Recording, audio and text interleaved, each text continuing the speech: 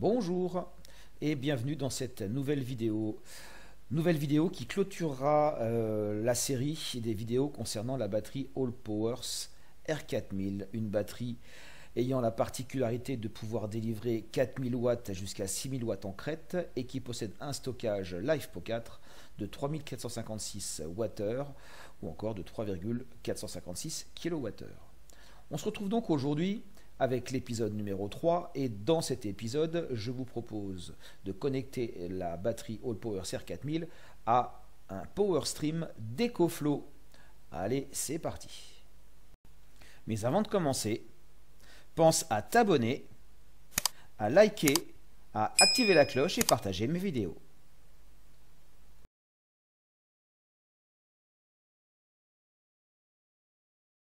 Alors, qu'est-ce que le PowerStream d'EcoFlow? Je vais essayer de faire simple parce qu'il y a plein de vidéos qui l'expliquent déjà sur YouTube, donc je ne vais pas le représenter. EcoFlow est une entreprise qui est ultra reconnue dans le domaine du photovoltaïque. Ils produisent des batteries de stockage lithium-ion en NMC ou en LiFePO4.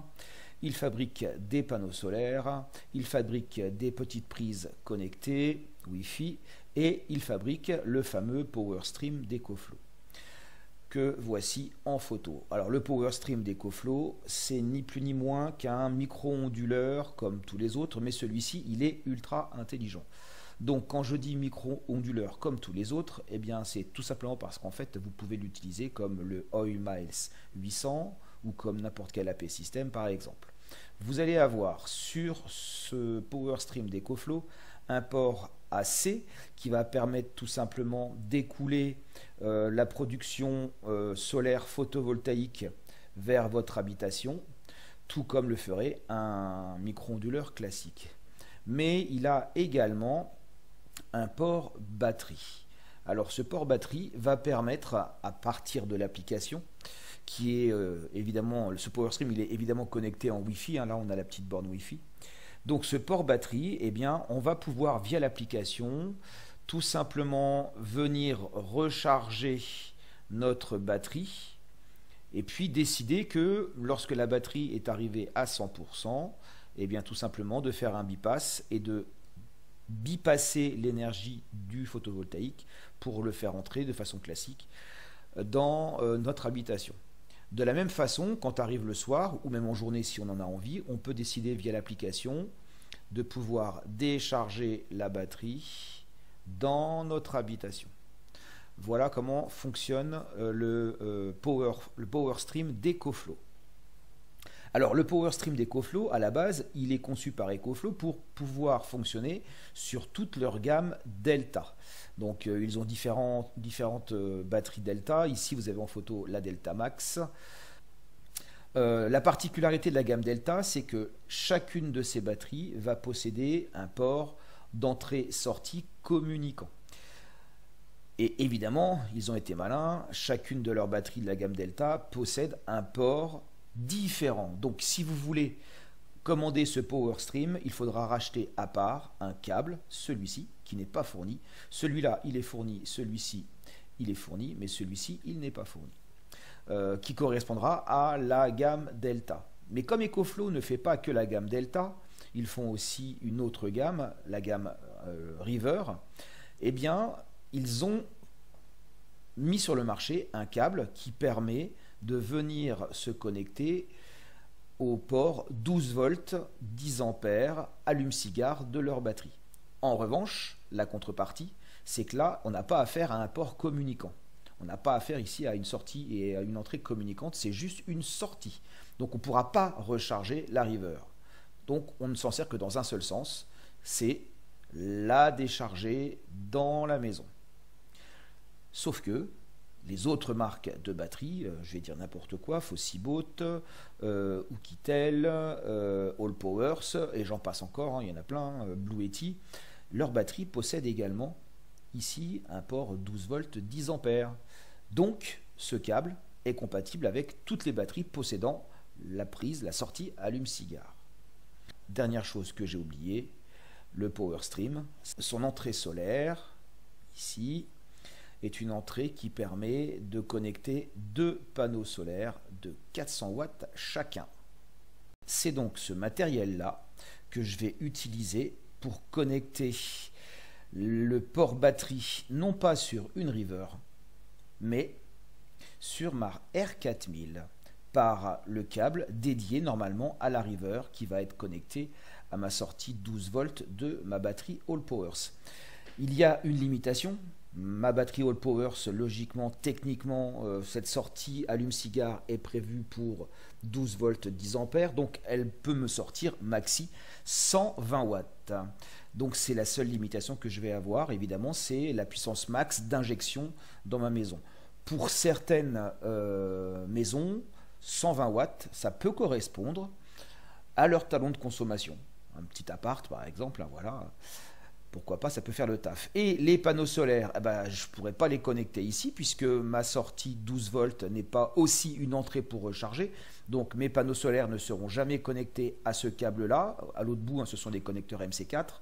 Donc mes panneaux solaires, eh ben, je viendrai les connecter derrière ma batterie. Donc du coup, ma batterie va recharger en solaire et je vais réinjecter, hop, l'équivalent de ce que j'ai à l'intérieur au niveau du stockage, c'est-à-dire 3,456 kWh.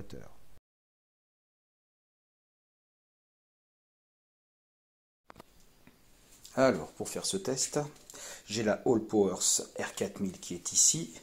J'ai le Power Stream d'EcoFlow qui est là. Ici, le Power Stream est relié au réseau AC dans le placard. Ici, le Power Stream est relié à la batterie sur la prise 12 volts. La prise 12 volts est alimentée, on le voit ici et on le voit là également, mais pour l'instant, j'ai pas demandé au Power Stream d'injecter de l'énergie dans mon réseau. Donc l'objectif est de vider les 100% de la batterie All Powers R4000 et d'observer déjà si elle sort bien 12 volts 10 ampères, c'est-à-dire 120 watts maximum, et si cette batterie R4000 a un stockage d'environ 3,456 kWh.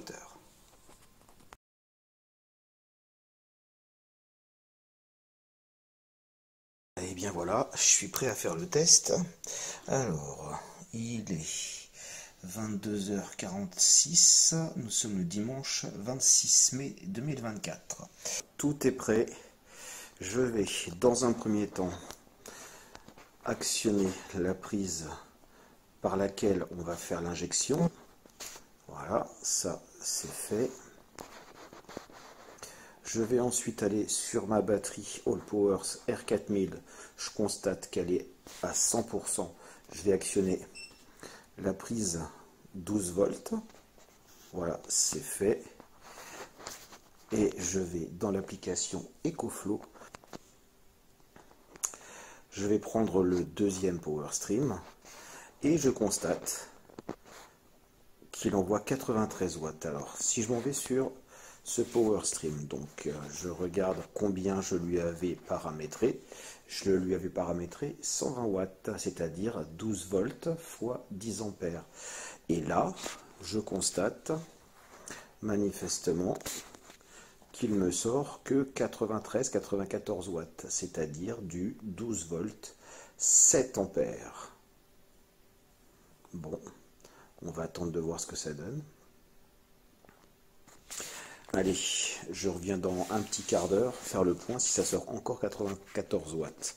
En attendant, vous constatez que d'un côté, je vide ma batterie All Powers R4000 avec mon Power Stream numéro 2, mais mon Power Stream numéro 1, regardez, il est pourtant 22h52 et il est en train de me dire que j'ai une production solaire de 231 watts.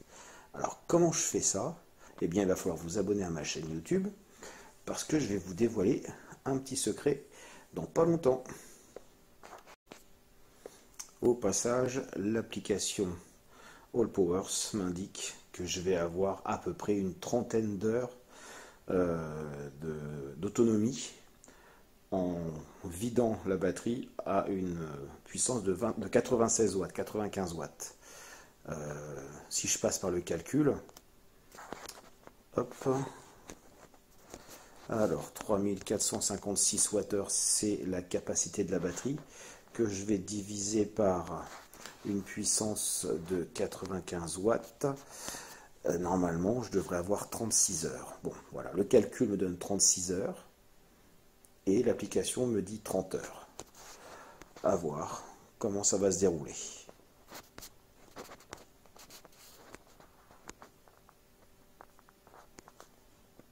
Ouais, toujours à 93 watts. Bon bah rendez-vous dans un quart d'heure.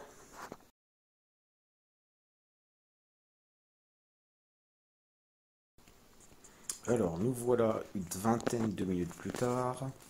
Nous avons perdu 2% de la batterie. On reste sur un timing d'une trentaine d'heures, a priori. Et si je m'en vais sur mon Power Stream numéro 2, eh bien, la batterie est toujours en train de se vider à raison de 93 watts. Donc, définitivement, le port 12 volts allume-cigare de la All Power CR4000 ne délivre pas 120 watts, c'est-à-dire 12 volts 10 ampères, mais plutôt 94 watts, c'est-à-dire du 12 volts 7 ampères.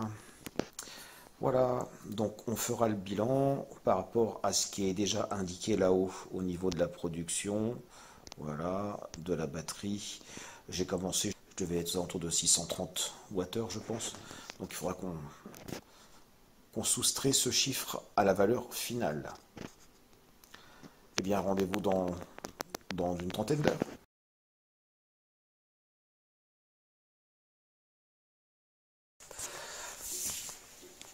Mon application All Powers me dit qu'on a consommé 37%. Il nous reste encore 19 heures. Donc 19 heures plus 9 heures, ça fait 28 heures d'autonomie. Ok. Allons voir le Power Stream. Alors le Power Stream m'indique quoi? Voilà. Alors, il m'indique que j'ai consommé sur la semaine 1,36 kWh, 1360 Wh, du coup, il faut que j'enlève 630 Wh, puisque j'ai commencé le test, j'étais à 630. 1360 moins 630, ça fait 730 Wh. Donc, je résume, EcoFlow m'indique 730 Wh, et par le calcul, j'ai consommé 93 watts pendant 9 heures. Et donc le calcul théorique me donne 837 Wh, ce qui est normal qu'il soit supérieur, puisqu'en fait je ne prends pas en compte les pertes par effet Joule, c'est-à-dire les échauffements, les pertes pour l'alimentation du Power Stream, les pertes pour l'alimentation du Wi-Fi de ma All Powers R4000, ainsi que l'électronique qui est à l'intérieur. Donc tout ça c'est cohérent. Donc point d'étape, ce soir, et toujours 93 watts, ça change pas.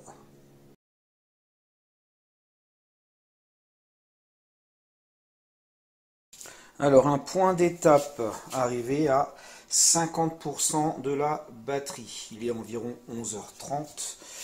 Si je m'en vais dans mon application EcoFlow, ça me dit qu'il nous reste 14h41, presque 15 heures, voilà 15 heures, donc multiplié par 2 ça fait bien 30 heures, on reste dans les standards de ce qui était prévu au départ.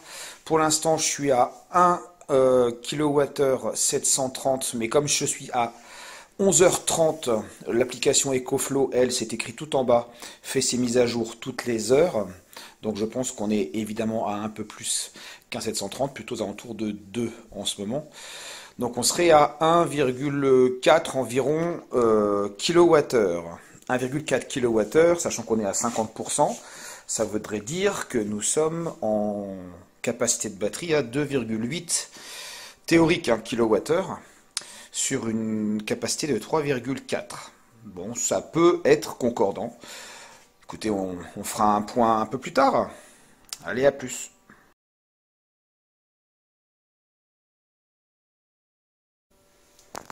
Alors, petit point d'étape. Nous sommes lundi, il est 23h03, ça fait un tout petit peu plus de 24 heures que le test est en route. Il me reste 18% de batterie. Si je m'en vais l'application All Powers. L'application me dit qu'il me reste 5 heures. 5 heures, ça arrive dans la nuit, donc j'ai pas envie de me lever pour arrêter le système et faire les relevés. Alors ce que je propose, c'est de régler dans l'application EcoFlow la consommation et la descendre à 50 en espérant que ça puisse pousser jusqu'en début de matinée. Alors, qu'est-ce que ça donne? Ouais, 8h34, impeccable. Là, si je jette un coup d'œil rapide, 2840 Wh. Ok, alors 2840 Wh, auquel je retranche les 630 de départ, ça fait 2210 Wh. Il nous reste 18% dans la batterie. J'ignore si on pourra descendre à 0%, c'est pas sûr. Il est possible que le système s'arrête à 5%, histoire de garder une marge de sauvegarde, peut-être même 10%. Eh bien écoutez, on verra bien.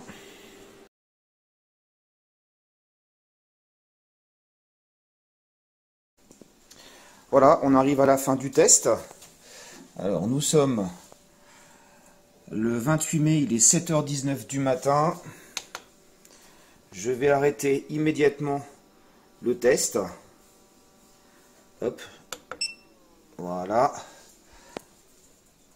On voit que l'EcoFlow ici, la petite barre verte, elle a disparu. Il nous reste bien 1% de batterie.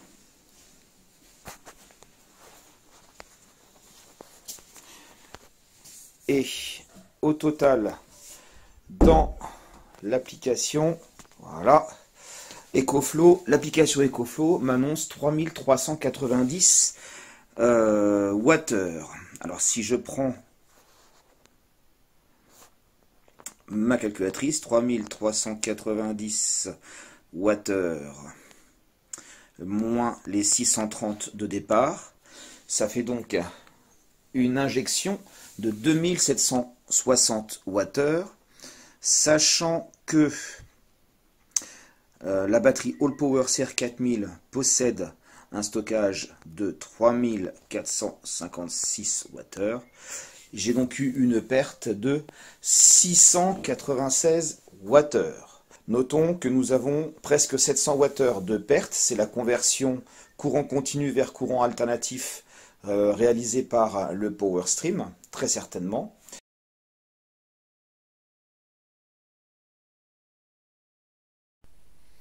Alors, qu'est-ce qu'on peut dire? Le début du test a eu lieu le vendredi 26 mai 2024 à 23 h.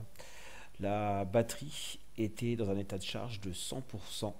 La fin du test a eu lieu mardi 28 mai à 7h20 du matin. L'état de la batterie était de 1%, ce qui indique qu'il restait encore un peu d'énergie, pas beaucoup, mais un peu à l'intérieur. La durée du test a donc duré un peu plus de 32 heures. Donc la batterie étant à 100% de charge, ça signifie qu'elle a théoriquement 3456 Wh de stockage prêt à être utilisé au début du test. À la fin du test, il reste 1%, donc il reste 34,56 Wh à l'intérieur.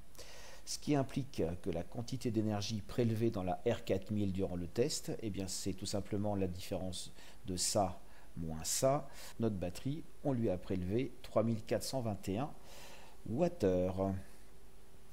Le Power Stream d'EcoFlow, lui, nous a indiqué avoir utilisé 2760 Wh, ce qui indique donc qu'on a une perte entre ce que nous indique notre calcul ici et notre Power Stream. Donc ça moins ça, la perte est de 661 Wh. Alors très honnêtement, ça fait une perte de l'ordre de pratiquement 20%, 19, et quelques pourcents, donc on va arrondir à 20%. Je ne suis pas étonné pour deux raisons. La raison principale et majoritaire, c'est que le Power Stream est un matériel qui chauffe énormément. vraiment beaucoup de chaleur, donc perte par effet Joule, et puis on a aussi une conversion courant continu vers courant AC qui nous consomme de l'énergie. Et puis il y a dans une moindre mesure la batterie R4000 qui reste allumée, alimentée en permanence, donc ça veut dire que l'électronique est en service, ça veut dire que la carte Wi-Fi, la carte Bluetooth sont en service également. On a 20% de perte sur le groupe PowerStream d'EcoFlow plus la R4000. Ce qui nous indique que nous avons un rendement total pour le groupe PowerStream d'EcoFlow plus batterie AllPowers R4000 de l'ordre de 80%. Alors moi, ce que je fais, c'est que les panneaux solaires, je les mets directement sur la batterie AllPowers R4000. Et ça me permet d'avoir une batterie qui reste rechargée durant la journée. Et je la vide soit le matin sur le créneau 6-9h, 6h-9h, ou alors sur le créneau 18h jusqu'à 22h par exemple, ou toute la nuit si nécessaire. Et elle se recharge entre 9h et 18h avec un panneau de 400 watts. 430 watts pour être exact.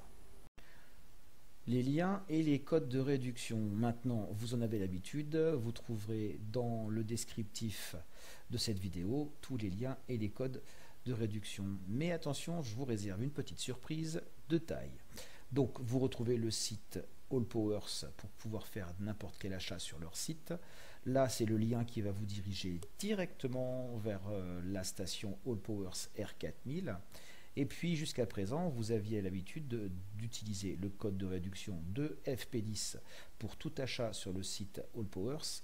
Eh bien, ce code pour l'instant n'est plus valide. Vous pouvez utiliser le code de FP15. J'ai réussi à vous obtenir 15% de réduction sur un achat sur le site AllPowers. Il faut en profiter, ça ne durera pas bien longtemps.